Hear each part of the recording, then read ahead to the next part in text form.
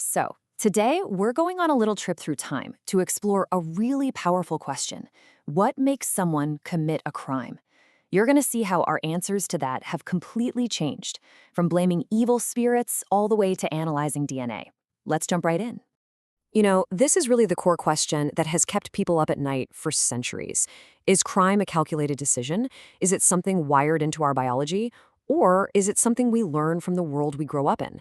The answers have shifted dramatically, and that's the story we're going to unpack.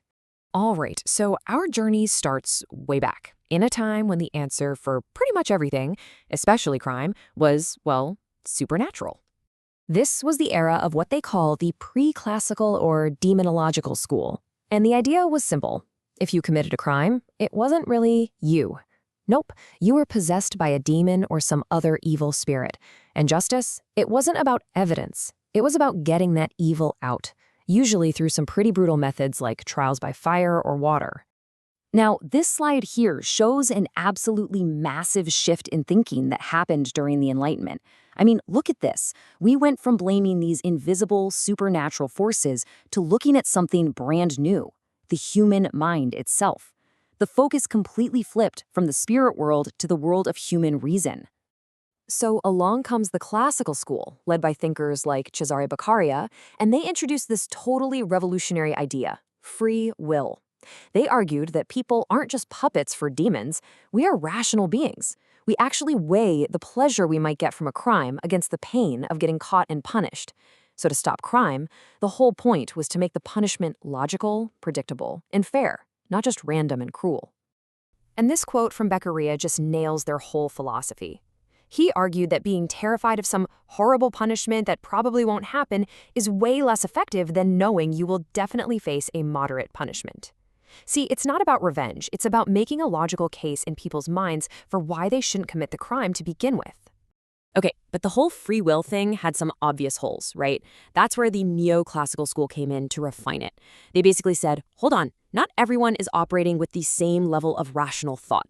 A child or someone with a serious mental illness, for example, just doesn't make choices in the same way a healthy adult does. So they argue that things like age and sanity should be considered, which is an idea that's, fundamental to our legal system today. But then the 19th century rolls around and boom, another huge change in direction. People started to move away from just philosophy and began to apply the scientific method to try and understand crime. And this brings us to positivism. The core idea here is a big one. What if criminal behavior isn't about free will at all? What if it's determined by forces outside of our control, our biology, our psychology, our social situation? And hey, if it's determined by these forces, then we should be able to measure and study it, just like any other science. This right here was a total game changer. Think about it. The classical school was all about the act, the crime. But the positivists, especially this group of Italian thinkers, they flipped the script. They weren't so interested in the crime itself. They wanted to study the criminal. What makes this person tick? What makes them different? And the guy at the forefront of this was Cesare Lombroso, who's often called the father of modern criminology. He came up with this really controversial theory of the born criminal. He thought that criminals were basically evolutionary throwbacks to a more primitive human. And get this, he believed you could literally identify them by physical traits like a crooked face or a big jaw. Now, his specific ideas and methods have been completely debunked, but his core concept, that we should study the criminal scientifically, was truly revolutionary. But the positivist school didn't just stop with Lombroso. It evolved. His student, Enrico Ferri, came along and said, hey, biology is part of it, but what about social and economic factors?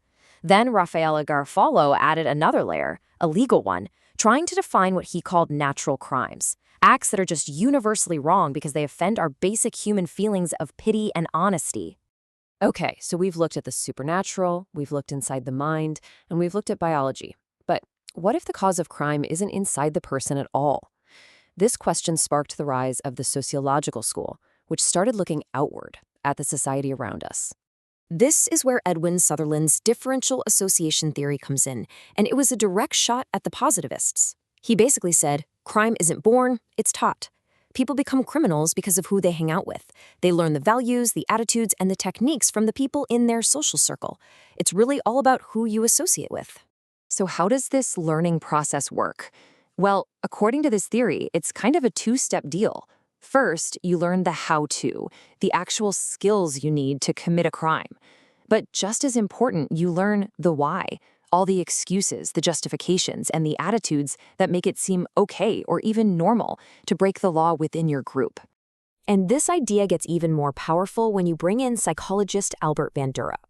His social learning theory showed that we don't even need someone to actively teach us. We learn all the time just by watching other people, seeing what they do, and observing whether they get rewarded or punished for it. It adds this whole cognitive element to the idea that crime is learned behavior. Phew. Okay, so we've gone from demons to free will, from biology to social circles. So where does all this leave us today? Let's try to pull all these threads together. This table is a really great way to see our whole journey at a glance. You can see that clear line from the pre-classical belief in demons to the classical idea of rational choice, then the positivist hunt for causes inside the person, and finally, the sociological focus on the world around them. What's really cool is how each new school was basically a reaction to the one that came before it. And that brings us right up to the present day.